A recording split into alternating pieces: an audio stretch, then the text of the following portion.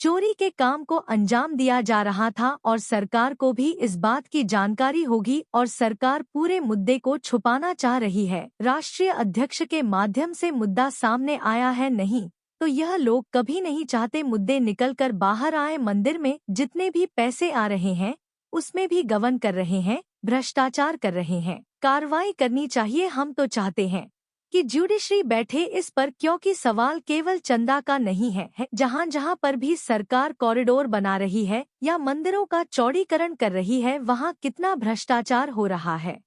अखिलेश यादव का बयान 2027 में बीजेपी जीती है तो उत्तर प्रदेश में चुनाव खत्म हो जाएगा, जिस पर बोली डिम्पल यादव। आप देखेंगे किस तरह की गतिविधियां वेस्ट बंगाल में हो रही है। 27 लाख नाम सूची से काट दिए गए हैं। सावली है कि आखिर नाम कट कहां से रहे हैं।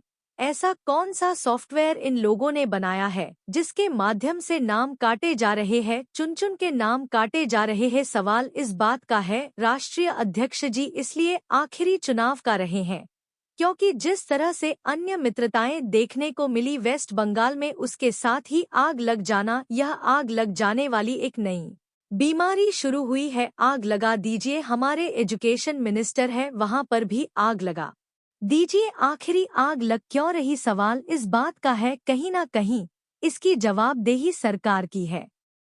टीएमसी नेता को हाफ कपड़ों में नंगे पैर घूमे जाने पर बोली डिम्पल यादव, जब से भारतीय जनता पार्टी आई है, कोई भी चीज जो संविधान से चलनी चाहिए उसकी धज्जियां उड़ाई जा रही है भारतीय जनता पार्टी की सरकार द्वारा।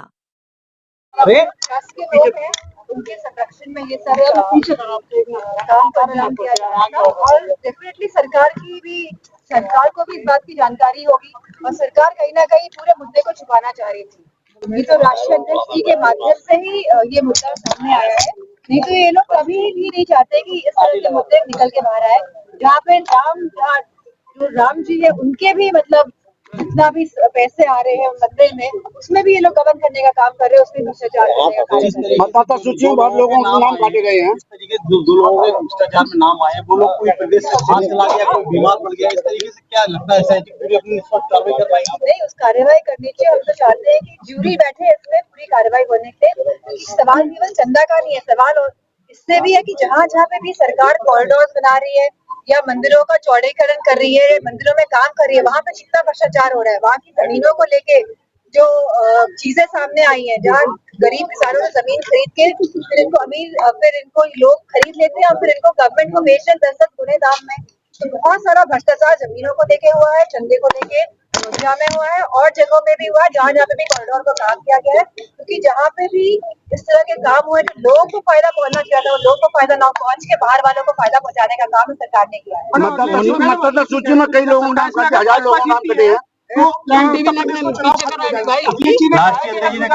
नहीं, अगर आप देखेंगे कि किस तरह की गतिविधियां बंगाल में हुई, यहाँ पे 27 लाख नाम काट दिए गए। जो सूची आई है जिला पंचायती चुनाव की, उसमें भी नाम काट दिए गए। तो आखिर नाम कट कहाँ से रहे हैं? सवाल इस बात का है।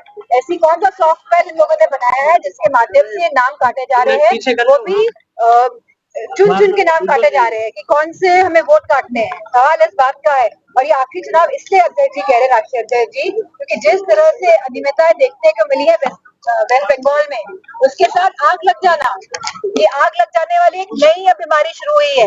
आग लगा दीजिए। अब हमारे जो अपने एजुकेशन मिनिस्टर, अब वहाँ पे भी आग लग गई है ऑफिस में उनके, तो ये आग आखिरकार क्यों लग रही है? सवाल इस बात का है।